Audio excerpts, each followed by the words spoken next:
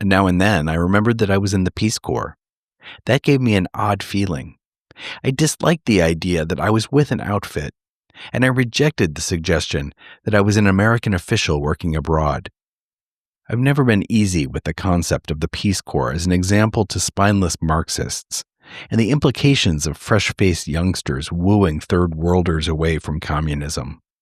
I wanted the Peace Corps to be something very vague and unorganized, and to a large extent, it was. It did not run smoothly. The consequence was that we were left alone. Paul Thoreau. At one point, I must have asked my dad, "What's a good book?" And I guess he maybe he was working on something. He wasn't really paying attention. He didn't think that I was asking like for me. He was just, "What's a good book?" And he said, "Oh, the Canterbury Tales." And so I went to the library, and I must have been 6 or 7. I got the Canterbury Tales, and then I kind of fought my way through the whole book, and just like really struggling to understand. And then there's a lot of pretty bawdy stuff in that, and I was like, I don't know if I should be reading about this. But my dad told me it's a good book.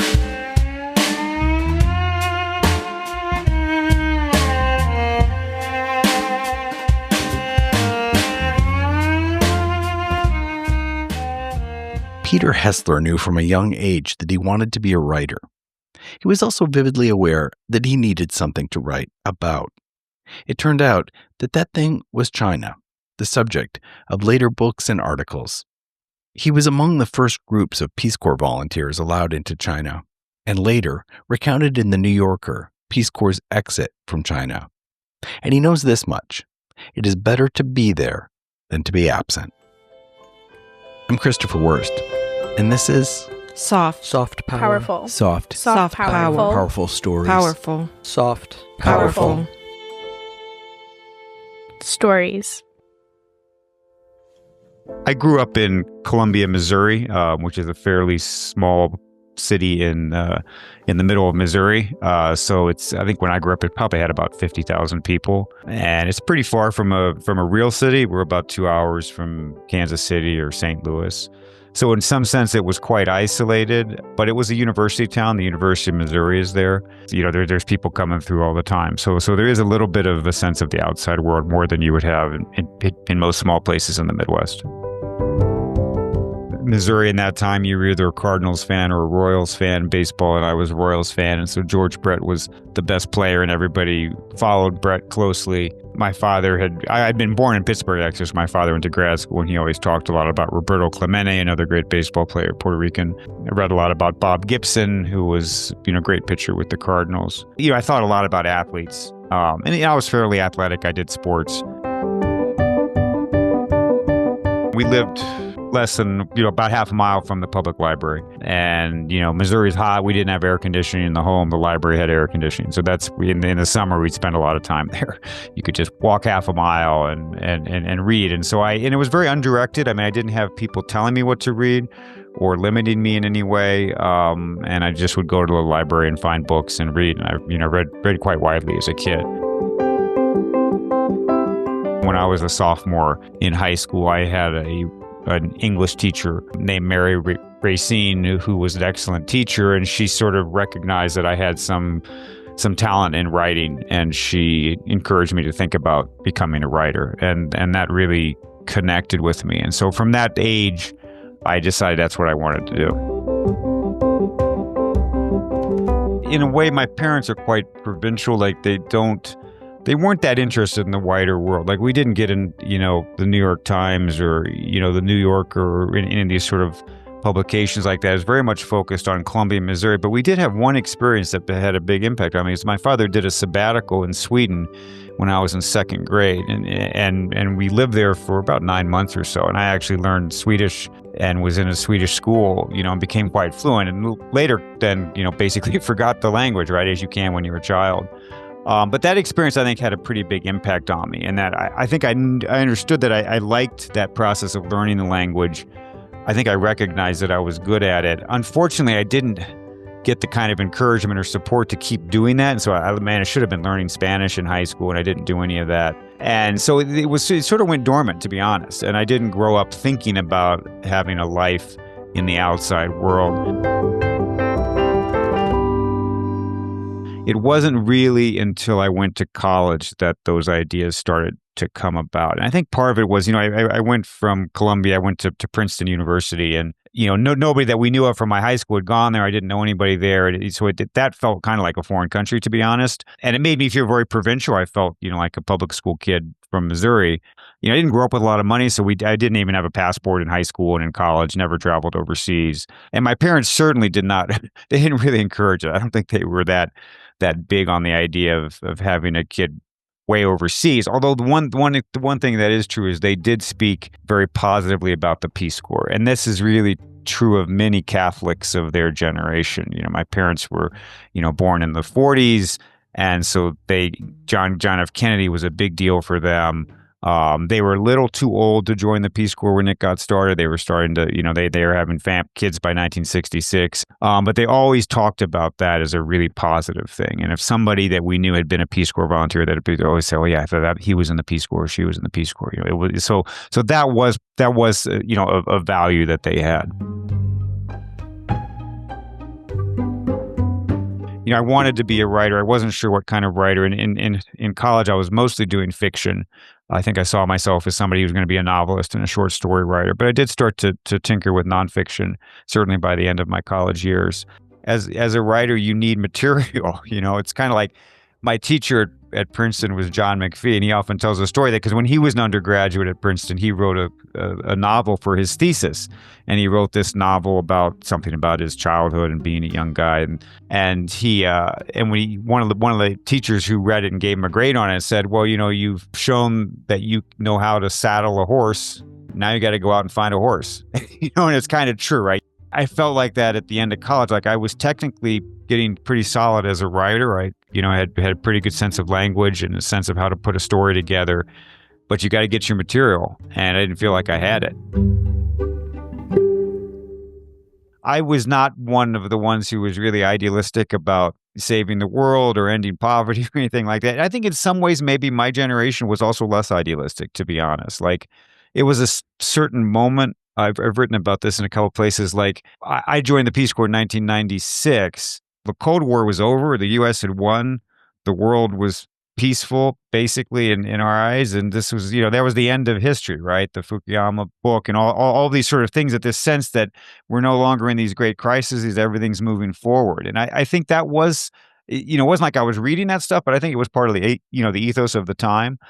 Very different, say, than after 9/11, right? I think after 9/11, if somebody joined the Peace Corps, they often had more of an idealistic or, we need to have better idea of the outside world, like these kind of thoughts. But I think for my cohort, it really wasn't like that. And it wasn't like that for me individually at all. I did it for personal reasons. And once I was there on the ground, I felt like it was healthier to sort of view it as an exchange, in the sense that there were a lot of things actually that I could bring to the community where I served that were useful, but there were also a lot of useful things I could get from them. And to me, that balance was really important. It was sort of a matter of respect. I wasn't there because I was going to help or save anybody. Like I did have skills to offer, but I also had a lot to gain.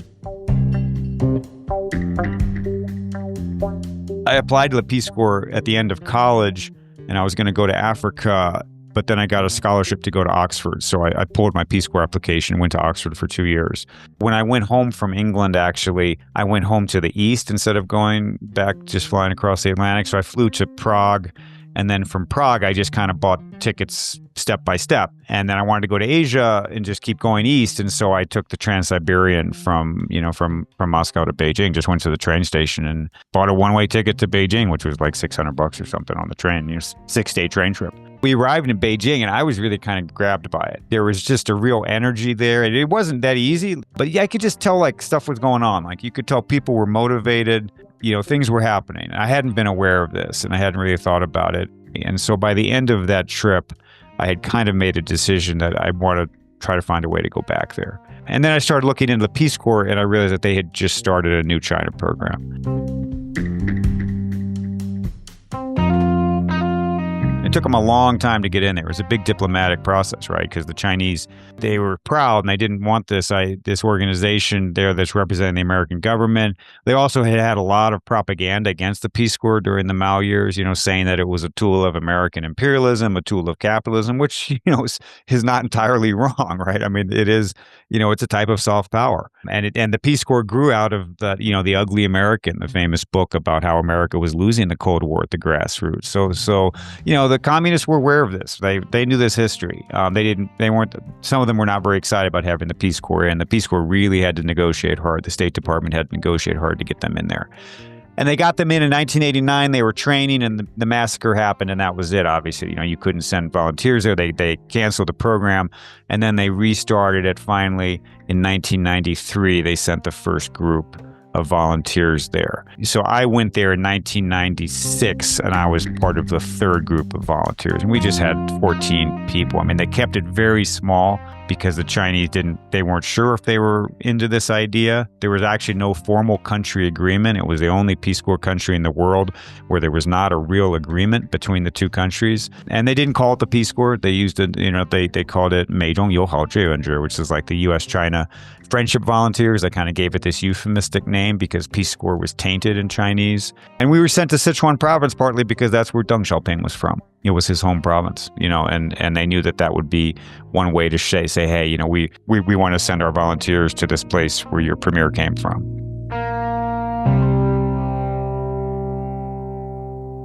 Sichuan province in southwestern China is known for its fertile plains and cultural heritage, including its iconic spicy cuisine. It faces recurring natural disasters, including earthquakes and floods, due to its complex geography. Rapid urbanization and industrial growth have also created environmental pressures, including air and water pollution, while rural areas struggle with uneven economic development. I was sent with a young guy named Adam Meyer, recent college graduate, and we were sent to a site that had never had Peace Corps volunteers before, never had Americans teaching there.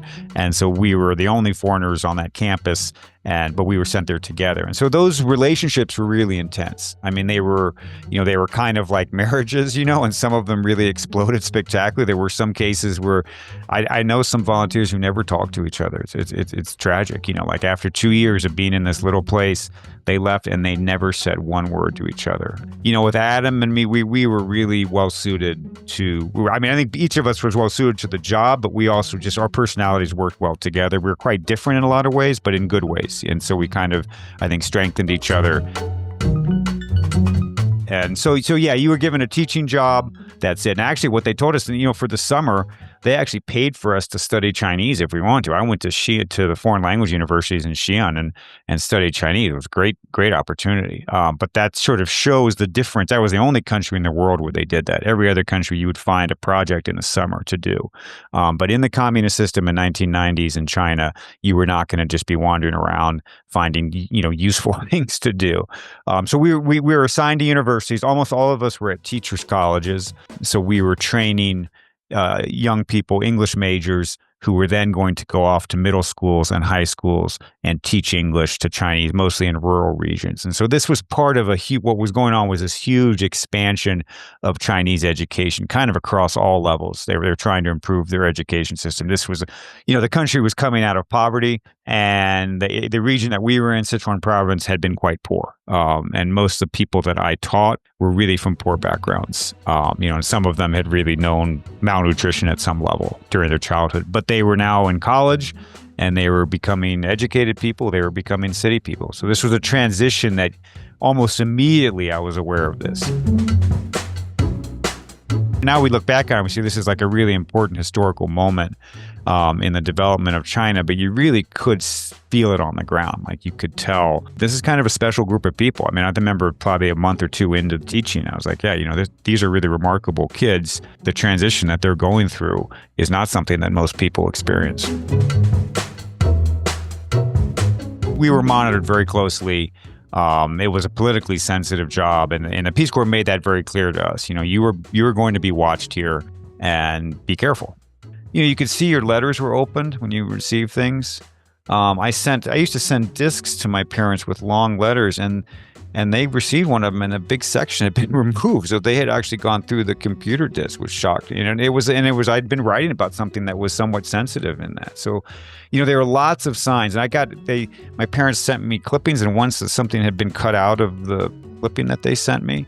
And that's probably not unintentional. They want to remind you that you're being watched, You're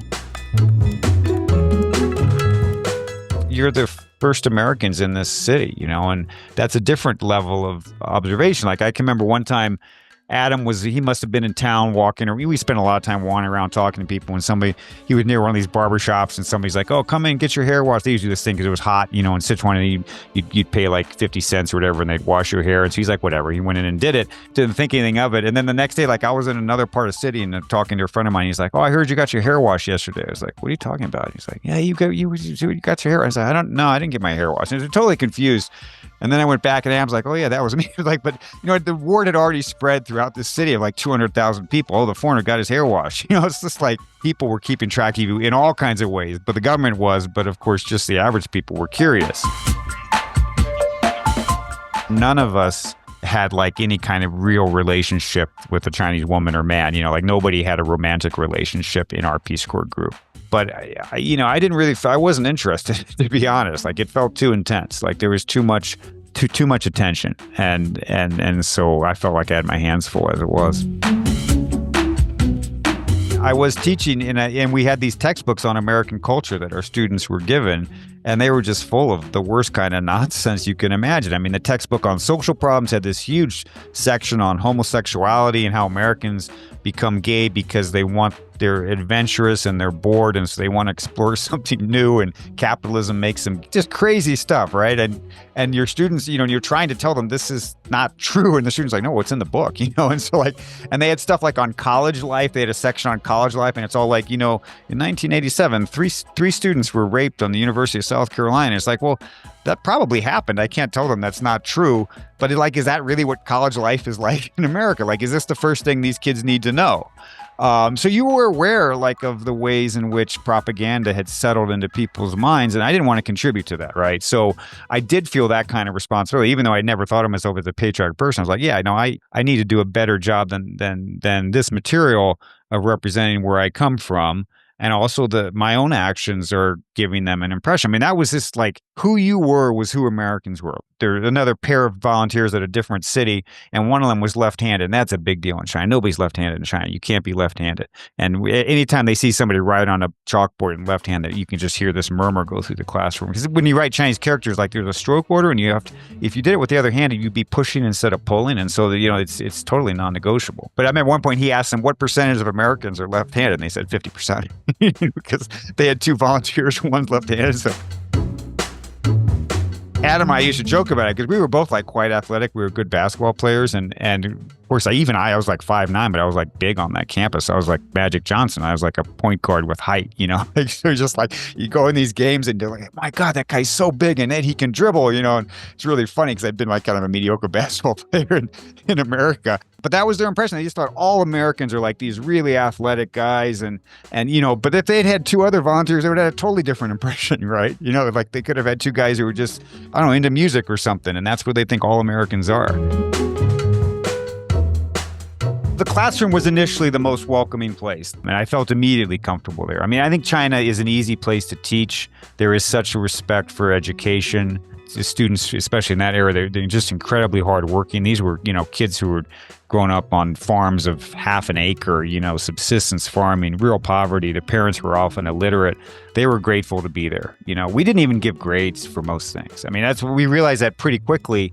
I had like 50 kids in the class. I'm supposed to be teaching them writing. Like, how am I going to grade 50 essays twice a week or whatever, And so but we realized like you didn't have to say anything. You just like, as long as they know you're reading the paper, that's fine. They're going to keep writing it, right? And so, they were so motivated. And so that side of the job was really pretty easy, to be honest. And I felt very comfortable immediately. I was also fortunate because I was assigned to teach literature. That's what I had studied. I was an English major in college, and then my graduate degree at Oxford was in English language and literature. So I had a background in it, which was fortunate because in those days you really had very little, we didn't have internet access, and we had very we didn't have many resources. And she had to be pretty innovative. I had the energy to do it. Like, I taught Shakespeare, and I would rewrite the plays for them, in a language. We would use a little bit of the key language, but mostly I'm rewriting the scenes, and I'd give the scenes to different kids and have them play parts. And, they loved it, and they were great at that.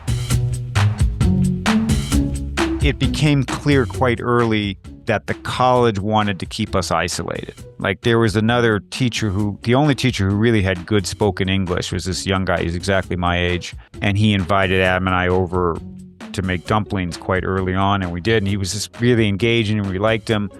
And then we never heard from him. We'd see him and he'd kind of say hi kind of quickly and sort of scurry off. And I realized later the college had said, hey, you can't have those guys over. You're not supposed to socialize with them. And so there were these limits that were put on us by the Communist Party officials at the college. They wanted us to just kind of do our own thing, teach, but not have too close a contact with the other teachers and even the students. The first year, we did have a few students that we kind of made deeper connections with, but that didn't start to break through until the second year, and partly because once we started to speak Chinese.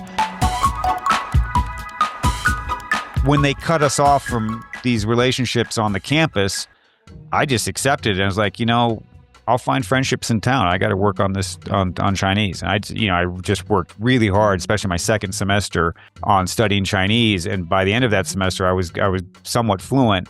And then I started to have friendships in town, and people would talk about all the things that they wouldn't talk about on the campus. And so it just opened up another window, basically. That had to be the response. You weren't going to sit down with the Communist Party secretary of the college and say, hey, I know you guys are nervous about us, but I'm a really good guy, and you should let these people have me over for dinner. It's not going to go anywhere, right?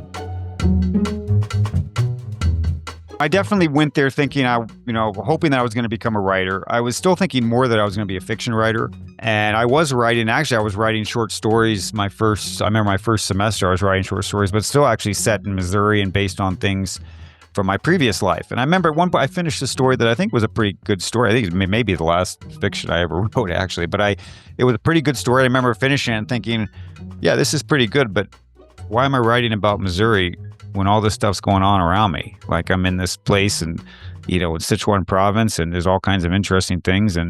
But I guess with about 6 months to go, we finally got internet there. And we weren't really online, but you could get email.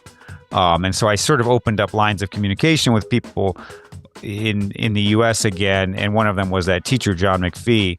And he sent me I was telling him about my plans for the future, and he sent me this long email. He's like, I really think you should write a book about what you've been doing there, and you should think seriously about that. And it really had not occurred to me. I think I just had been through so much was going on, and I had my hands full with learning Chinese and teaching and everything. And I was just so engaged with the moment that I wasn't thinking at all about that. But then once I read what he had written, I thought, this makes sense. So then I started the last 6 months. I wasn't writing that book, but I was thinking about it. And I was also thinking about, well, what is it that I might need? I went back through all my notes and looked at what I had. And so I realized there's sections of town that I kind of want to go out and talk to people and explore a little bit. And so I would go systematically to these places and, basically interviewing people and writing descriptions. And so gathering the material. And that became basically my first book, Rivertown. I think it was probably the most important experience of my life. It was kind of like before the Peace Corps and after the Peace Corps. That's what sort of changed the trajectory of what I was doing. Now, my education, the writing class I took from John McPhee and a couple of the professors I had at Princeton, those were also really seminal experiences for me. They really formed me. But in terms of my worldview and my work routines, that part of the education was not going to be picked up at Princeton or at Oxford. That had to be out in the field. It had to be out in a new environment, and the Peace Corps is what did that. I always think I worked differently from other journalists, partly because I had not come up through journalism. I'd come up through the Peace Corps, and so my perspectives, I think my stories were more. I didn't start with issues. That's what a lot of journalists would say. Okay, I want to write about the one-child policy, or I want to write about this issue or that issue. That was never my starting point. My starting point was always like, this person interests me, or this group of people interests me, or this place. It was either character or place. Now, some of that was because I originally was trained as a novelist, and novelists think about character and setting. But some of it was also because I was put in a place with characters the issues came in later. And that's always the way stories work for me. Like I get interested in a person and I start to look at his or her story, and that story takes me to different issues. Like one of the early pieces I wrote for the New Yorker was about a factory worker in Shenzhen and in the factory towns in southern China near Hong Kong. And this was a student that I had taught, and she was just a fascinating kid. And her name was Emily. She named herself her English name after Emily Bronte, and she was really smart and really interesting and very independent thinker. And she went down to the South and worked in the factory, and she would send me these incredible letters, and we would talk on the phone. And she was the starting point. I was interested in Emily. But after getting into her story, she took me to Shenzhen, which was a really fascinating place, and there was a lot of interesting things to research there, and this whole issue of the factory economy. The difference was that people had written about factories a lot and about the migrant workers, but they weren't really looking at their internal lives very much. And that was what interested me. Like, it was interesting to me that Emily was she broke out of her family and out of her community, and she's figuring out a new life. And like, she would listen to this radio show, for example. It had a lot of, where the person would give advice, and all of the migrants listened to this show, and they realized, well, this woman on the show is sort of playing the role that parents used to play, or the community used to play for these people that have left their homes and are working in factories. And so you get to the issues, but you're starting with the character and with the setting.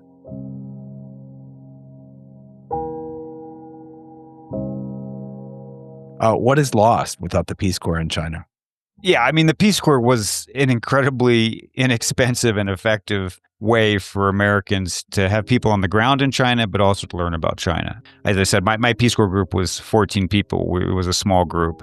I had been trained to some extent as a writer and thought of myself as a writer. Nobody else in that group did, but two other guys from that group ended up writing books about China. And one volunteer from the group ahead of us wrote 3 China books, so it's like crazy the number. And there were other volunteers from other years who did. And one of those guys from my group became the NPR correspondent in Shanghai for many years, Rob Schmitz. Craig Simons, another volunteer from my group, was a Newsweek correspondent and then went to work for the State Department in China and elsewhere. And so it was really unbelievable how many books and things. I mean, to be honest, you could put that program next to like the Yale in China, Princeton in China, Harvard, all these, and we would go toe to toe, like it was because we were at the grassroots, like they're just dropping these guys in. And so it really transformed people because of this contact. And that helps the U.S., right? You've got these people that are bringing you information and that are learning about the place, and then they go on and do other jobs. And it's an incredibly efficient way to train somebody. I mean, it was so inexpensive. We were paid $120 a month. Of course, they had to get us over there. They had health insurance and so on. But believe me, it's not very expensive. And you compare that to what it costs to put a soldier at the U.S. Embassy in Beijing or whatever, and it's like you probably get 10 of us for one of those guys.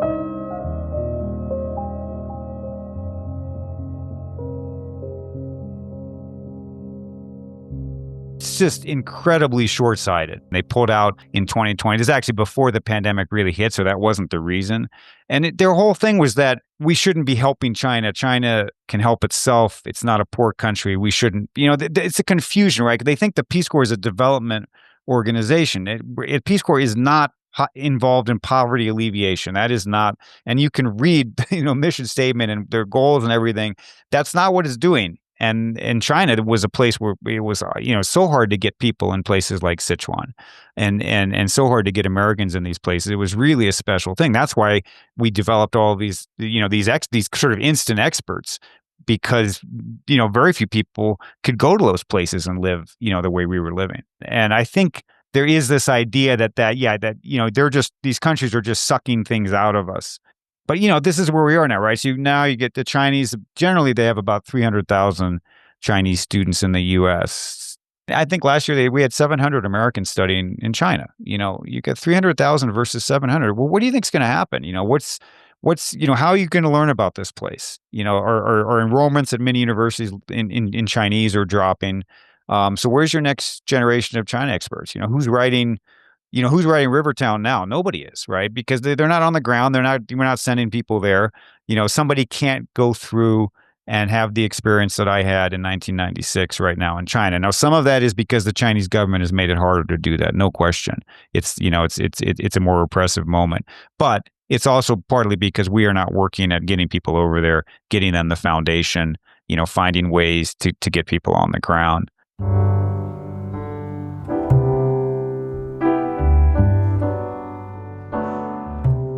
I don't want to close things out without giving Peter a chance to respond to our Aunt Deb.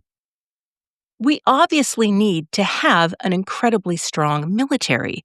So doesn't it make sense that we have to make sacrifices elsewhere?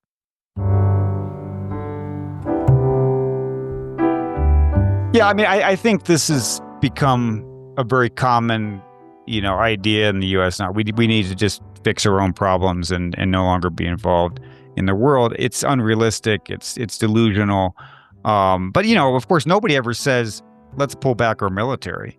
Let's invest less in this massive, military. That to me is the answer. Is like, well, why is it okay to put all of this money? And you know how much you spent in Iraq and Afghanistan? What did you get for that? Because, it didn't serve much. I was in the Corps as well. It was the Peace Corps, but we were more successful. I have to say, we were sent there. We were able to, because we were given a job that we could do, right? And it's not, if your foreign policy, if you're expecting your soldiers to do your foreign policy for you, you are going to fail. And we failed, right? We failed. We lost both of those wars because we do not understand those countries. We don't speak the language. We don't have the diplomats. We don't have the soft power. We don't know how to do exchanges. And we're letting all of our, we're kind of outsourcing all of our diplomacy to the military. And that's my line, is that it's wasteful and it's ineffective.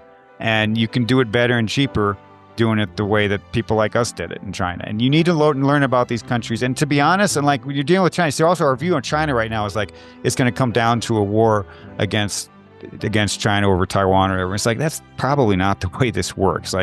China is very strategic. They're forward thinking. They're playing the long game. They're much less likely to think of a military solution. And in fact, they've made this incredible rise since 1978 without the military playing any role in it. So why would they change that right now? Maybe they will, but I think it's probably not that likely. And we need to think diplomatically. We need to think on their terms and economically. And so if you want to play the tariff game, you got to have some strategy to it. They've been doing this, and they've set up their trade networks.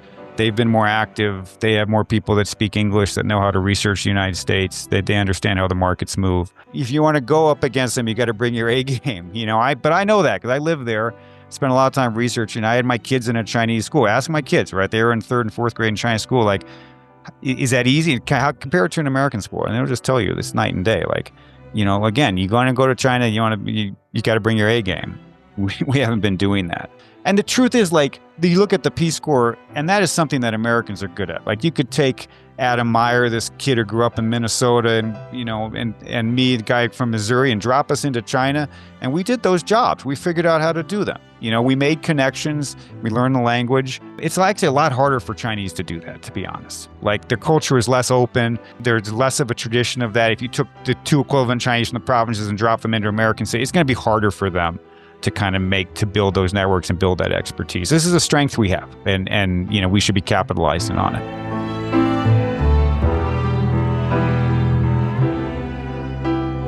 In 1996, Peter Hessler was sent to China as a Peace Corps volunteer, an experience that became the subject of his first book, Rivertown.